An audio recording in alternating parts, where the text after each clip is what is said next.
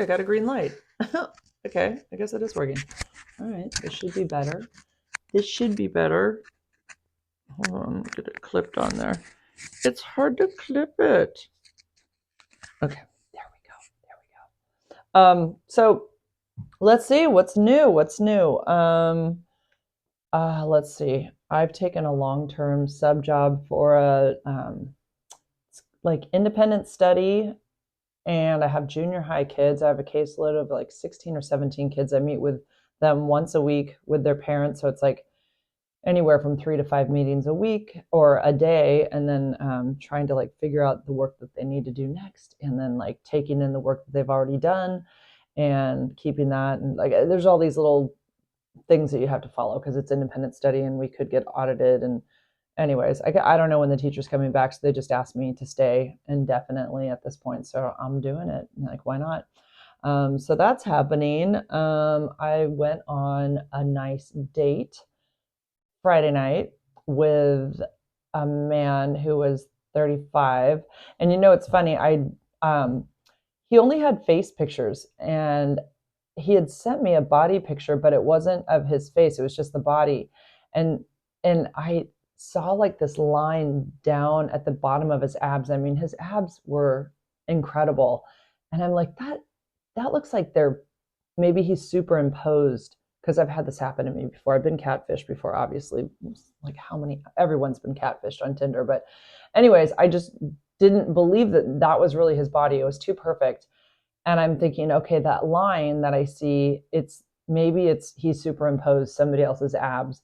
And so when I met him, he was definitely, I could tell, like, even though he was fully clothed, was a lean guy, muscular, I would say, just a smidge taller than me, handsome. And I don't know that he would turn my head in general, but just because we had a date together and I got to know him and I was talking to him, and just like there was like that, we were there for a shared event of getting to know each other. He became very attractive to me very quickly.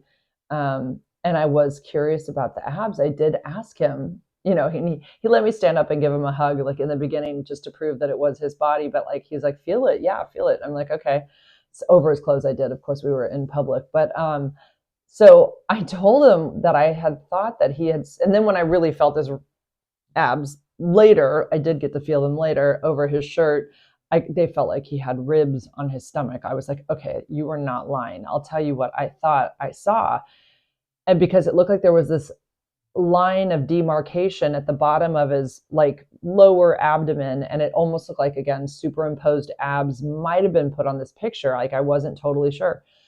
He was cracking up. He's like, no, I have a scar there from what do you call it, the thing, the rupture. I'm like, the only word that's coming to mind is hysterectomy. And I know obviously it's not that, appendicitis. And so he, I guess he had it back in the day when he was very young, like 10, when they didn't have such quick, I don't know. I don't think it ruptured, but he said it took like, did he say 3 months? I feel like he told me it took him 3 months to get over it. Anyways, the technology today is totally different. You can get over an appendicitis very quickly, but it's an appendicitis scar. And I was like, and the picture was a little shadowed, so I wasn't totally sure, but no, it was his real abs. So anyways, we had a great date and chit-chatted a whole bunch, and something came up about social media, and he said that he just really feels like, if he hasn't been in a long-term relationship in 6 years, so I guess since he was 29, and like I haven't been in one for 3 years. But he said, what he feels like for a relationship, he thinks phones are the worst. And like, if you're going to be in a relationship, you basically have to get rid of all your social media. And I agree. I do agree to that. I understand that. So he doesn't have any social media. So I was like, didn't want to say anything about mine at that actual moment, because I have a lot of social media. And so I didn't say anything about it. I was just listening and stuff. But I do agree that phones are very detrimental to relationships. So I did add that. But I was telling him that I saw something on a TikTok. It was just something really just mundane. It was in the midst of our conversation. He goes, "Oh, so you have a TikTok?" And I was thinking, what is he? Yeah, like, oh shit, does he know my secret? I was like thinking, why did he say it like that? So I played dumb. I'm like, well, I mean, I saw it on TikTok. He goes, yeah, but don't you have to have a TikTok to like watch TikToks? I'm like, um, yeah, I guess so. So I'm like still thinking, God, what? And I don't know why I couldn't just play dumb and say, yeah, I have a TikTok. Like we all have to sign up and get a TikTok to like watch them. But I knew I had a secret, so I just didn't like know how to react appropriately. And part of me was like, does he know? It was just weird how he questioned me on that. So um, I went to show. He wanted to see something on my Instagram. He said, just show me now. Show me. Like it was weird. So I brought up my Instagram. God, now that I'm talking about it, I almost feel like I was set up. Um, and I went to go to my Jennifer Lee Vaughn one, but I really didn't want to show him that one because it has my last name on it. And I didn't really want him knowing my last name yet for all of those reasons, because of the social media stuff and obviously my diagnosis. And it's before I had a chance to really get to know him and share what it is. So I bring up my Jennifer Vaughn Instagram, and by accident I hit because I was nervous. I hit the button that switched me right over to my HIV account, and it like I literally was showing him my phone, and then I'm like, oh, no, not that one. And he goes, oh, you have more than one? And I was like, I'm like, oh my God, I'm getting myself caught all over the place. So I was showing him pictures of me and Joey when we went to Louisiana. And he goes, so why were you in Louisiana? I mean, I will tell you, this guy knew how to ask questions. I mean, it wasn't like an issue at all. He knows how to have a conversation. And I said, well, God, I was just thinking, I don't want to just keep making stuff up. Like, I mean, if he's going to keep asking questions, I mean, I guess he really wants to know more about me. So I think like it's now or never. And I was kind of bummed because I thought, well, this is going to come out now and this might just change everything, the trajectory of the date. Any way he may have felt prior to meeting me, any way he may have felt up until that point, it may now be different because I'm going to tell him, my story. So I said, well, I wasn't planning on telling you this now. I was, it's not something I would put on my Tinder, but might as well. Here we go. So I basically just say, look, like six, it was 8 years ago. 8 years ago, I got really sick. I kind of could have died had it been, many years earlier. It's hard for me to say when I'm telling somebody face to face that I'm, interested in that I have HIV. It's hard to say those letters. It really is. It's easy to say I got really sick. Somebody gave me something. I take treatment. I'm fine today. What I have is not anything I can give you. All of those things are easy to say, but once you say those three letters, you know that the whole conversation is different and they are listening and trying to process what you're telling them, but you don't really know how much they're even taking in, what kind of shock they're going through at that moment, whether they think you're now a disgusting person, that you're, somebody who isn't trustworthy because I didn't tell them this from the very get-go, even though it's not necessary to. But, you wonder all those things while you're now going to divulge to them, the story and all the important parts that you feel you need to say, when I was completely unprepared for this conversation. I don't know why, but my hair is really bugging me. So yeah, I was not ready to tell him this. It wasn't anything I'd planned on saying on the first date. So I think I was kind of all over the place, and I don't know. I just felt like it was probably not going anywhere anymore. And we talked about like where he lived and that I have a son and that, he can't come over to my place, if we wanted to do any making out or whatever, but he lives like a half an hour away, and the evening was already like 9 o'clock. We'd met at no, it was around 8:30. We met at 6:30. So we'd already spent a couple hours talking. And then he excused himself to go to the restroom and to close out the tab. And I thought, he's going to bolt. Like, that's my first thought. Even though he had questions and didn't seem like he seemed interested, he didn't seem like he was running anywhere. I think I even asked him, I hope you're not afraid of me. And he said, no, I'm not. Like, I was like, okay, well, I think we're good. But then when he got up to like close the tab out, I thought, well, maybe, I mean, he did ask me if I wanted another drink, but I didn't. We were at Beer Mule is the name of the place, and it's all beer and ciders and stuff. So I had a cider and he had a beer. Um, so I thought I'm just going to drink the rest of my drink really fast while he goes to the bathroom, and then I'm going to meet him as he comes out. Sorry, I'm blind and I can only barely see myself in my camera, and I feel like my hair's doing weird things. It's because I look back at other videos and I'm like, oh my God, it looked so weird when I turned my head and it was all choppy right there. Anyway, um, for people that are just listening, I know this is not pertinent information. So he goes to the bathroom. I kind of walk towards where the line is, and then he walks up and we start to walk out. I thought he'd already taken care of the bill. And so as we're walking out, he goes, oh, you finished your drink? And I said, yeah, I mean, if you were done, I might as well just finish mine. And I said, plus you said you were going to, go close out the bill and go to the bathroom. So I figured I'd just finish it really fast. He says, oh my God, the bill. He goes, I forgot to close the bill out. So he gets in line to do that. I go to the bathroom and I'm thinking in my head, and I call my girlfriend, Kira, or not call her, but I talked to her through voice message on WhatsApp. And I said, I think it's done. I think it came out about my diagnosis. I talked about it. Now I feel really like, I think he's not interested anymore. I don't think this is going to go anywhere. So we walk out to my car and he said, well, so are you like, are you tired? Were you going to go home? Or like, what's your plan now? And I said, well, I don't know. What's your plan? I said, did you still want to hang out? And he goes, oh, I do. He goes, do you? And I said, well, yeah. And so we kind of just stood there and talked at the back of my car. And oh, hi, if you're listening to this, I didn't tell him I had a podcast, but I mean, I told him about YouTube and stuff. I mean, I don't even know if he'll find it. I did say something about my 16 HIV/AIDS symptoms, so he could have looked up that video, who knows, and found it. So yeah, I didn't want to tell him all the social media I had, since he's not really into social media. It makes people that do social media look crazy. So, you know what I mean? From the outside, from those that aren't into it, don't do anything with social media and don't follow it, then it makes those that do it almost look like, like we're nuts. So we keep talking in the back of my car, and now all of a sudden it's cold. I'm like feeling the cold, and I'm like having whole body shivers. And I'm not sure if it's because I'm nervous, because I realize now that he wasn't trying to run away, and like maybe he's going to stick around. I'm not sure. But he said, well, why don't we get in the car? I mean, I have a brand new car. Like, yeah, let's get in it. I mean, I've got a heater in there and heated seats and everything. So, and I love my car. So we get in my car and I decide to move to a different location, because where we were parked, there was a bright light like right in through the window, and it was like blinding. So I said, I parked to a different location nearby.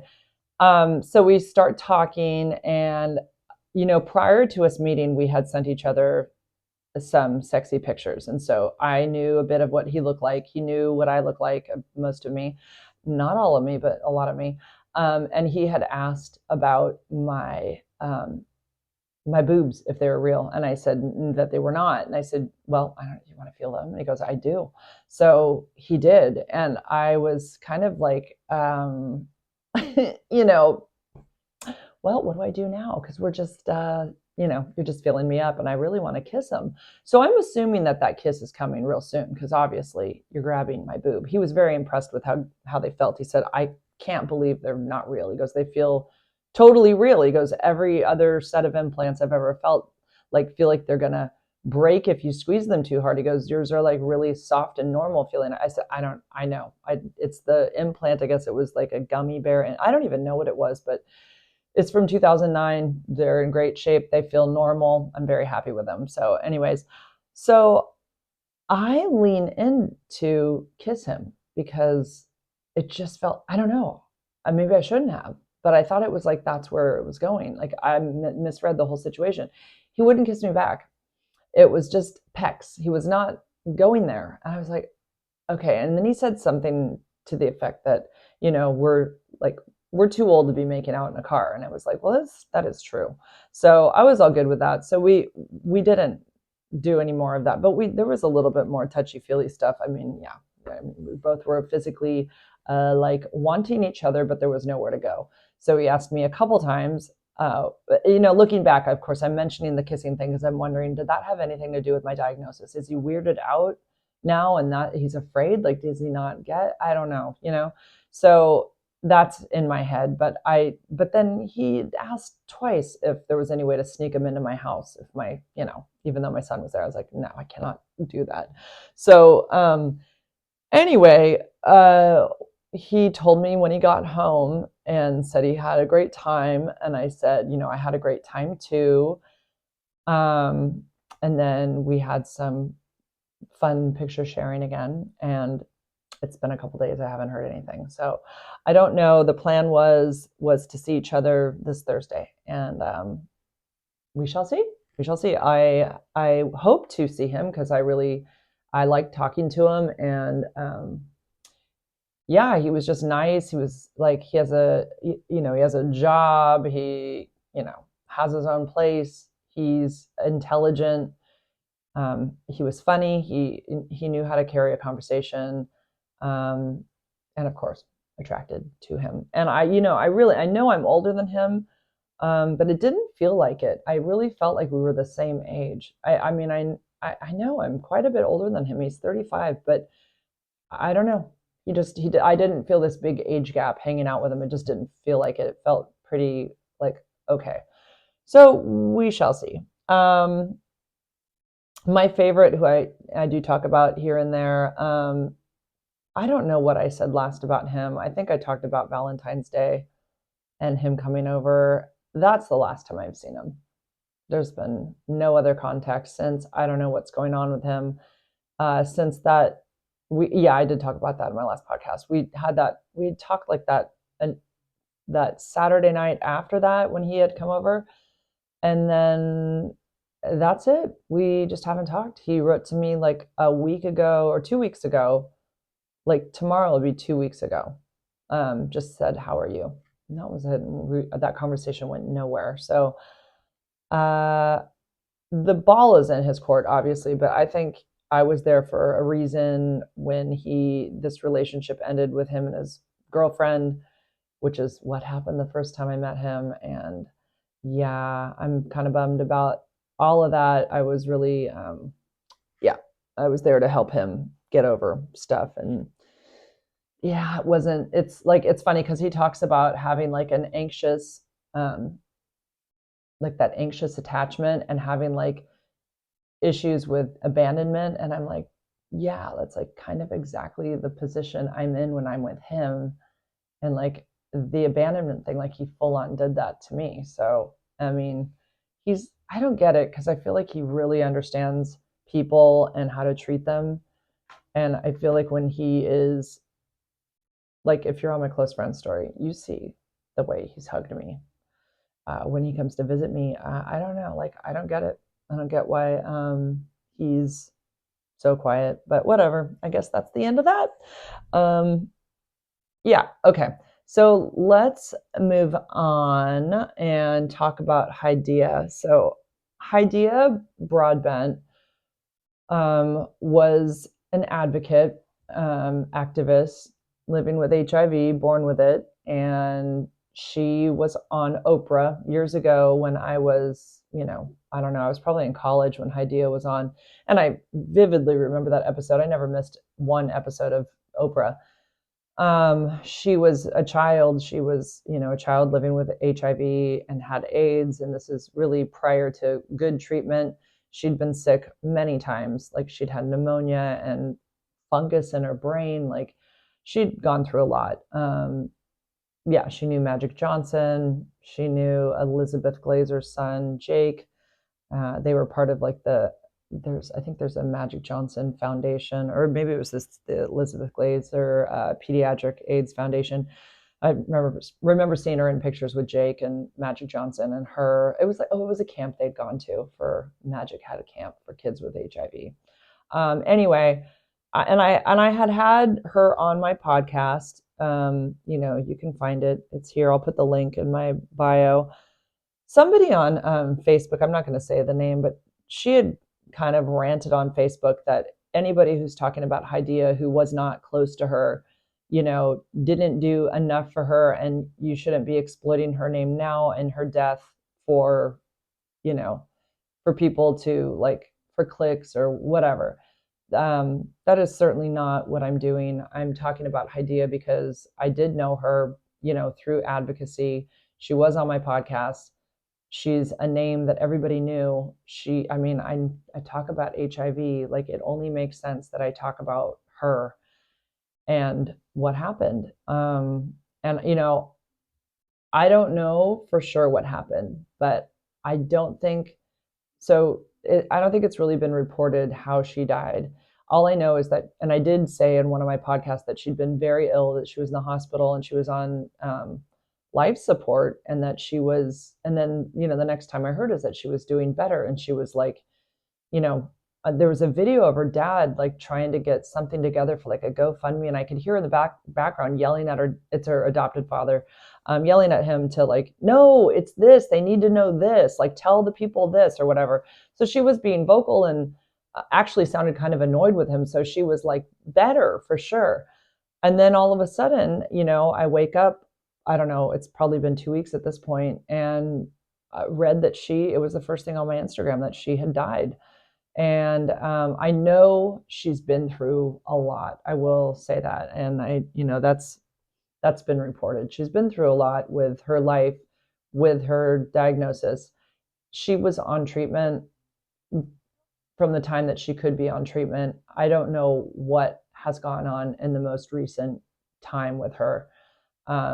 There's a lot of reasons why people go off treatment, and a lot of factors can come into play. And I'm not going to speculate, but I don't think she was on treatment. That's my guess, but I don't know. There's not really anything out there. She did not die. There's no way that she died from AIDS while she was on treatment. That is not possible. I just want people to know that is not possible. When you're on treatment, you're not going to, it's not going to turn into AIDS. You're not going to succumb to this virus when you're on treatment. The treatment is perfection. That's not going to happen. So there is that. But I don't know what happened. But I wanted to read this article from Rainier Simmons. Did I do it again? Simons, sorry. He's an ADAP, AIDS Drug Assistance Program blog guest coordinator, and he is one of the men that I met in Louisiana. So I thought I would read this about Hydeia because he's an amazing writer, and I haven't even read it yet. This is a cold read, so bear with me if I stumble, but this will give you a better insight into her life. So Hydeia Lauren Broadbent came into the world on June 14th, 1984. Yeah, I was 14. So by the time she was on TV, I was probably 20. So she was around 6. We'll see. It'll probably come up in this article. And the sun set on her life on February 20th, 2024. So she died February. Today is March 10th. So yeah, it's been about 20 days. Having been born with HIV, she literally spent her entire life as an advocate for HIV/AIDS prevention and awareness. Hydeia was diagnosed with HIV at a time when HIV was a death sentence. Here, I'll face the camera here. Before the advent of the antiviral medication available today, and when HIV and AIDS stigma and fear ran high due to the unknown. As a child, the doctors predicted she would only have a lifespan of a few years, yet Hydeia defied the odds and lived 39 full, powerful years, dedicating her life to making change. Normalcy and compassion were what Hydeia desired and were the messages she, what is that word? Promulgated? I think he meant propagated? I don't know. I've never heard of that word. Promulgated. Okay, it's a new word for me. When she was 7 years old, during a Nickelodeon news special, she told Irvin Magic Johnson, "I want people to know that we're just normal people." HIV/AIDS carried a dark stigma during Hydea's earliest years, as it was viewed as an intravenous drug user or gay men's disease. Before Hydea's journey, Ryan White had to literally fight for the right to attend public schools in Indiana, far away from Hydea's home of Las Vegas, Nevada, before he died in 1990. Even though she was able to start public school, she endured travesties and abuses no child should have had to process. One time in kindergarten, a teacher aware of her HIV status sprayed Clorox bleach on her when she sneezed. And after that incident, Hydeia was homeschooled with tutors until she started junior high school. I did not know that. That's sickening. Wow. Okay. Hydeia was born with HIV in 1984. I can't read this. I need a brighter light. There we go. But was not diagnosed until the age of 3. She was adopted at 6 weeks of age before HIV testing was normalized. Hydia's birth mother was denied custody due to drug addiction, hence Hydeia ended up in the adoptive system.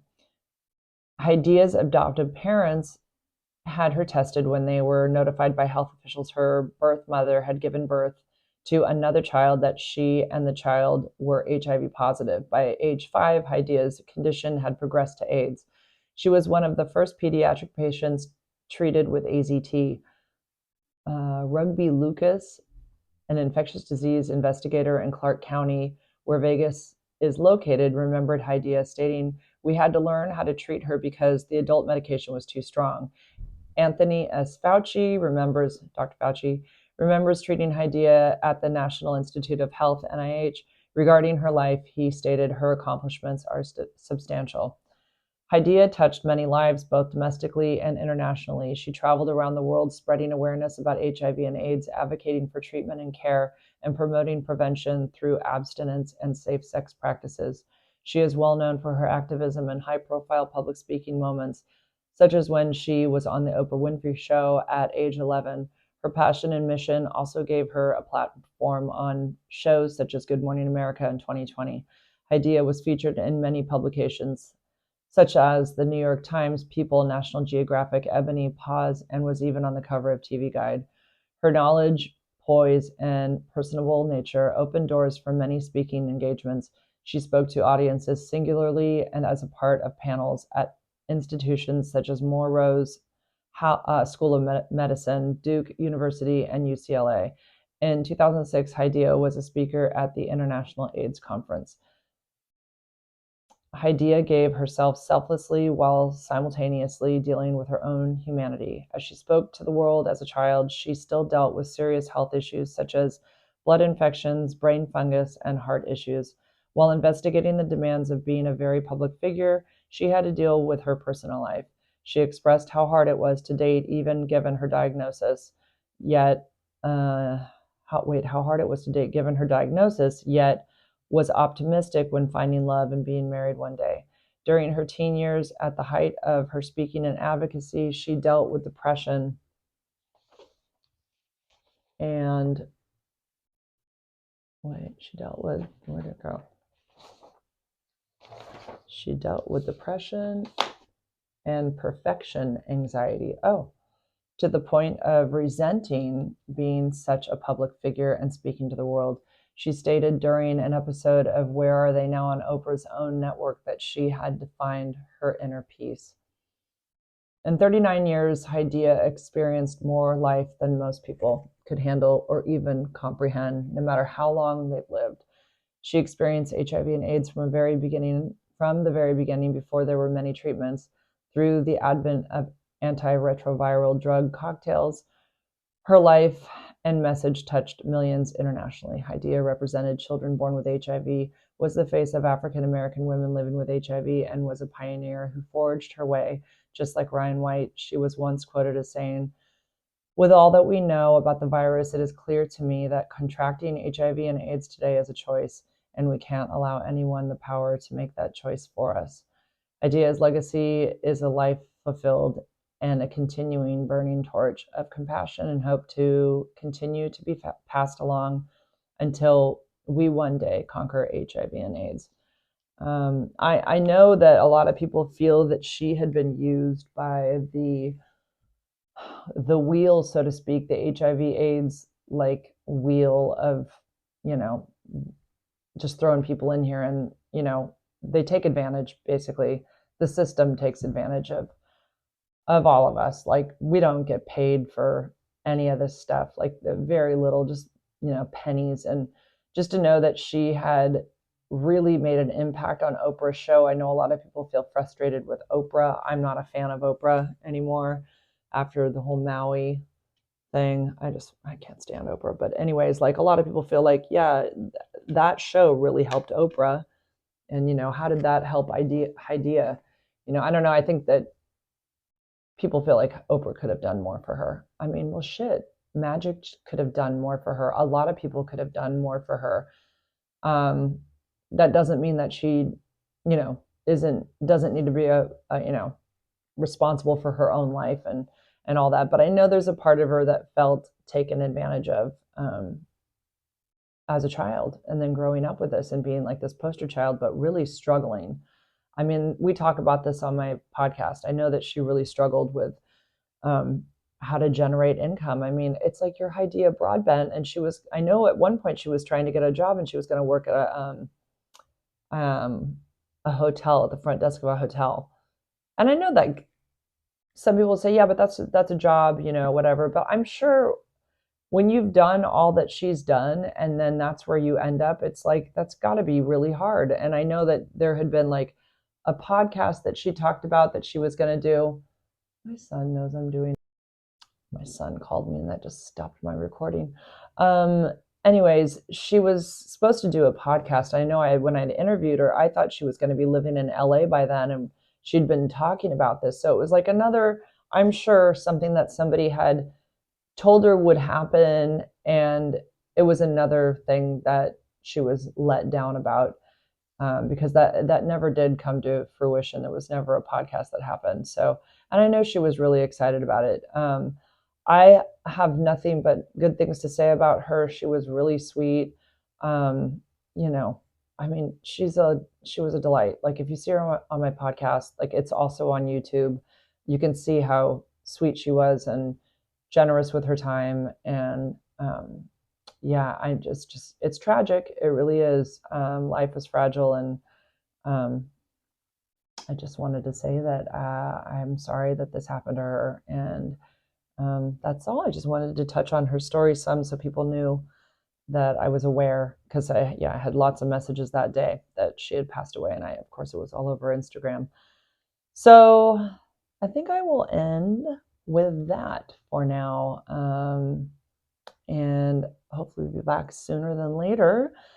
And it's Sunday night. My kids are downstairs. I'm gonna try to go hang out with them a little bit, and I hope that you are all doing well, and we'll see you soon. Wish me luck. Let's hope he calls me back.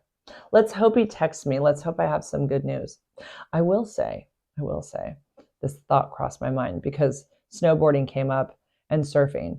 And I will say that my ex, who cheated on me, really did me a favor by getting me involved in all these sports, skateboarding, snowboarding, and surfing, because it is working in my favor when I meet men, because one of those sports they usually know how to do, and they like love that I know how to do it too. So prior to knowing my ex, of 6 years, I didn't know how to do those things, but they're very, they work out really well when I go out on dates. So thanks for teaching me all those sports. The men that I meet like it. Okay, guys, have a great week, and we'll be back soon.